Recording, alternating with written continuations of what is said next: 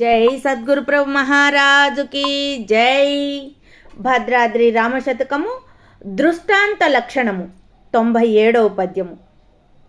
సురులు రాక్షసులు భూసురులు వైశ్యులు శూద్ర నరులు మౌనులు దిగంబరులు ఋషులు యోగులు భోగులు రోగులు త్యాగులు తరులు కేచరులు వానరులు గిరులు రాజులు మంత్రులు రథతురంగంబులు శరచాపధరులు భీకరులు కరులు కలలో ననేకమెక్కడి నుండి వచ్చెనో గాని మేల్కొని ననొక్కటియు లేదు.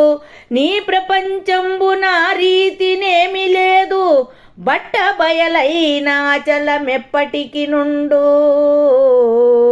రమ్య గుణధామ భద్రాద్రి రామ పరశురామ నరసింహదాస రక్షితా.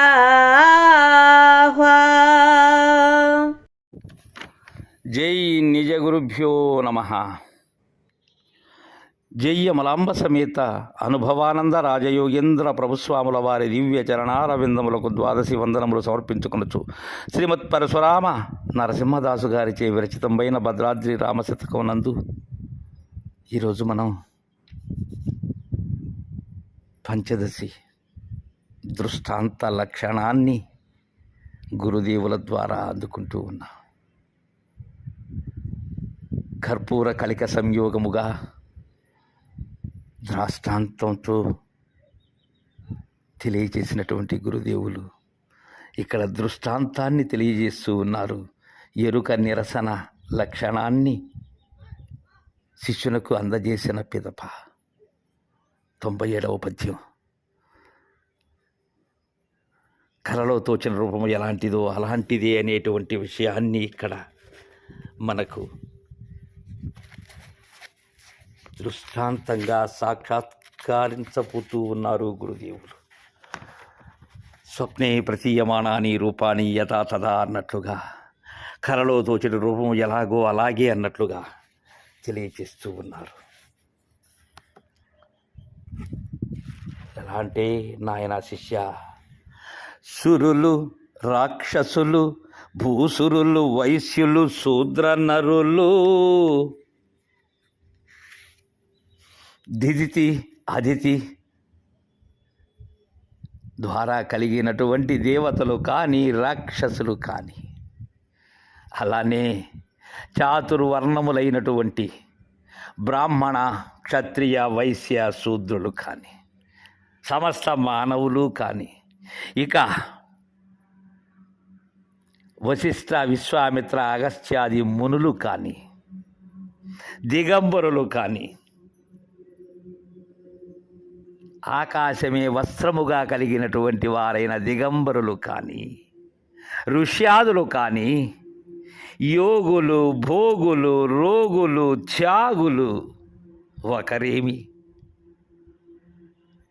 యోగములో ఉండబడేటువంటి వారు, భోగలాలసత్వముతో భోగిస్తూ ఉండబడేటువంటి వారు, వ్యాధిగ్రస్తులైనటువంటి వారు, త్యాగధనులైనటువంటి వారు, ఇంకా తరులు సమస్త వృక్షజాలం, కేచరులు ఆకాశ గమనంలో చేసేటువంటి యక్షులు గంధర్వులు కిన్నెరులు కింపురుషులు, ఇంకా వానరులు, ఇక పర్వతములు గిరులు. అందుకే అంటున్నారు సురులు రాక్షసులు భూసురులు వైశ్యులు శూద్ర నరులు మౌనులు దిగంబరులు ఋషులు యోగులు భోగులు రోగులు త్యాగులు తరులు కేచరులు వానరులు గిరులు. వీరంతా కూడా వస్తూనే ఉన్నారు. మనకు ఎక్కడ వస్తున్నారు అనేటువంటి విషయాన్ని మనకు స్వప్న దృష్టాంతంతో తెలియజేస్తూ ఉన్నారు గురుదేవులు. రాజులు మంత్రులు రథ తురంగంబులు శరచాపధరులు, రాజులు అలానే మంత్రులు, సేనలు సేనాధిపతులు, రథములు గుర్రములు, అలానే బాణములు ఎక్కుబెట్టినటువంటి సైన్యం శరచాపధరులు, ఇంకా భీకరులు కరులు. భీకరముగా జరుగుతూ ఉన్నది. ఈ కలలో ఎన్నో జరుగుతూ ఉన్నాయి. కలలో ననేక మెక్కడ నుండి వచ్చానో, ఇవన్నీ ఎక్కడి నుంచి వచ్చాయి? సరే, కలలో అవి వాస్తవమా కాదా? కలలో వాస్తవమే. మేలుకుంటే, గురు మేలుకతో మేలుకుంటే, నేను ఏదైతే జాగ్రత్త అనుకుంటూ ఉన్నానో అదే కళ. సిద్ధాంతకర్త శివరామ దీక్షితులు ఉద్బోధించినట్లుగా ఉన్నది ఒకే అవస్థ, అదే స్వప్నావస్థ. అది మేల్కొల్పిన వాడే కరుణాత్ముడైనటువంటి దయాసాగరుడైన గురుదేవులు. కలలో అనేక మెక్కడ నుండి వచ్చానో గాని మేల్కొనిన ఒక్కటియు లేదు. ఇవన్నీ ఎక్కడి నుంచి వచ్చాయో మేలుకొని చూస్తే ఒక్కటి కూడా లేదు. ఏమి విచిత్రమో గాని ఇది ఎలా వచ్చినది? ఏ అపేక్ష లేక తనకు తానుగా వచ్చింది, పెద్దదయ్యింది. ఏనుగు మీద అనేక దండుతో వచ్చింది. ఈ దండులందరూ కూడా ఈ దేవతలు, రాక్షసులు, బ్రాహ్మణులు, కోమట్లు, శూద్రులు ఒక్కరేమి అందరితో కూడా వచ్చింది. చాలా పెద్దదయ్యింది. కొంతసేపు ఉన్నది. అయ్యో, ఉన్నది ఇది కొంతసేపు. తనకు తానే ఏమీ లేకుండా పోతూ ఉన్నది. అయితే ఆ కలలోనే తన వంటి వారిని మోహించింది, తనలాంటి పురుషుని మోహించింది, తనలాంటి స్త్రీని మోహించింది. ఆ కలలోనే సంతానాన్ని కన్నది. ఆ కలలోనే శరీరమై పుట్టింది, తానే పుట్టింది. శిష్య, జాగరూకతతో ఈ దృష్టాంతాన్ని ఎవరైతే అందుకుంటారో వారికి సులభోప్రాయంగా ఉంటుంది నాయన శివరామ దీక్షిత సిద్ధాంత బోధ. ఈ కలలో జరిగినటువంటి పుట్టుక ఏదైతే ఉన్నదో దీనికి ఒక విధమనే మర్యాద లేదు శిష్య. దీనికి ఇది నానా ప్రకారాలు ఏ విధముగా చూసినప్పటికీ ఇది మూలము లేనిదే. అనేక ప్రకారాలు. ఇది స్త్రీ పురుష సంయోగము వలనే అనేటువంటి మర్యాద కూడా లేదు నాయన. ఇక్కడ తనకు తానే పుడుతూ ఉన్నది, తనకు తానే ఏమీ లేకుండా పోతూ ఉన్నది. అయితే ఇక్కడ శాశ్వతమైనటువంటిది ఏది? బట్టబయలు. ఈ బట్టబయలు ఏదైతే ఉన్నదో దానికి ఏదీ లేదు. అది ఏ శరీరము కానటువంటిది. ఈ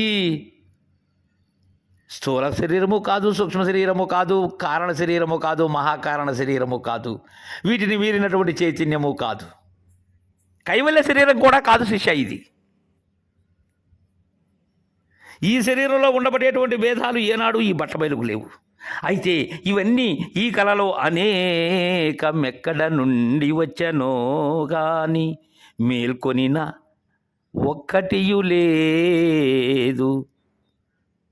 తద్విధానంగానే దృష్టాంతాన్ని తెలియజేస్తూ ఉన్నారు శివరామ దీక్షిత సిద్ధాంత పరులైనటువంటి నరసింహదాసు. ఈ ప్రపంచంబు నారీతి ఏమీ లేదు. కలలో తోచిన రూపము ఎలాంటిదో అలాంటిదే. ఈ మూలము లేని గుర్తెరిగే శరీరము ఎప్పుడూ లేదు, ఏ కాలమందు నాలేదు. అయితే ఉన్నదేది? బట్టబయలైన అచల మెప్పటికి నుండు శాశ్వతమైనటువంటిది ఒక్క బట్టబయలు తప్ప మరేది కాదు శిష్య.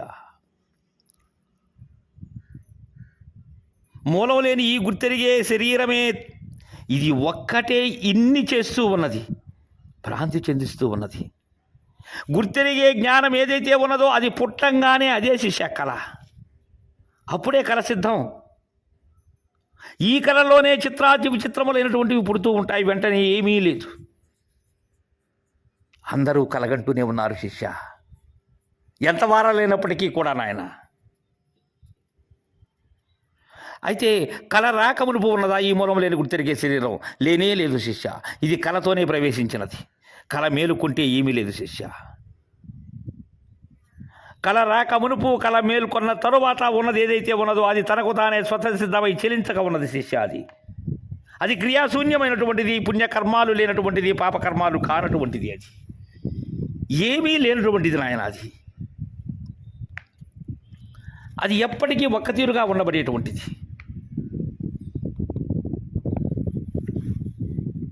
ఈ స్వప్నమందు ఈ రథ గజ తురగాది పదార్థములు చూస్తూ ఉన్నావు కదా. అయితే వాటితో నీ యొక్క బంధం మెలకువలో ఉన్నదా? లేదు శిష్య.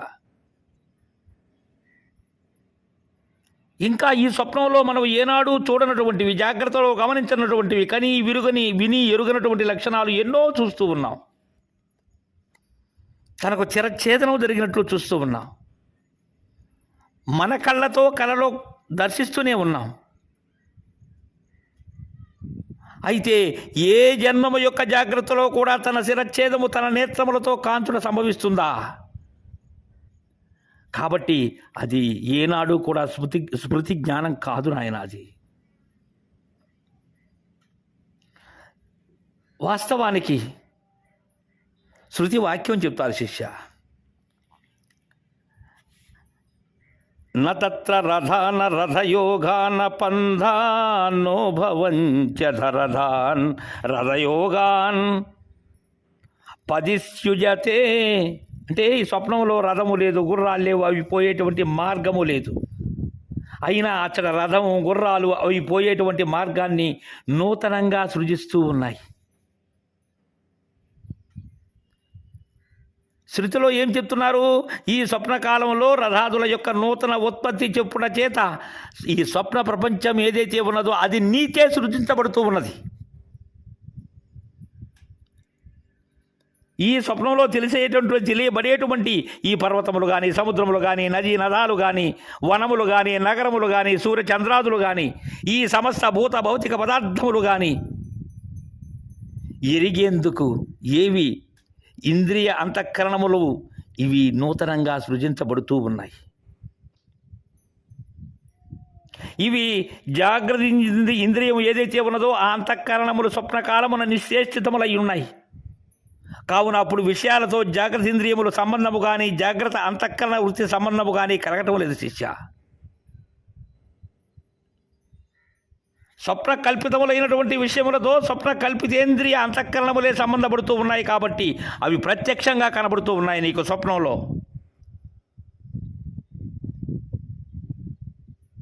విషయం లేనట్లయితే జ్ఞానం కలుగునేరదు నాయన. పదార్థము ఏ విధంగా ఉంటుందో జ్ఞానం కూడా అట్లే ఉంటుంది. ఆ పదార్థము సత్యమైతే సత్యంగా ఉంటుంది, మిథ్య అయినతే జ్ఞానం కూడా అట్టే ఉంటుంది. ఆ పదార్థం సత్యమైన మిథ్య అయిన జ్ఞానం కూడా దానిని అనుసరించే ఉంటుంది. ఈ జ్ఞాన శరీర జగత్తులు అనబడేటువంటివి కళ లాంటివి శిష్య. అందుకే ఈ దృష్టాంతం. ఈ ప్రపంచంబు నా రీతి ఏమీ లేదు, ఏ రీతి కలతోచిన రీతి. బట్ట బయలైన అచల మెప్పటికి నుండు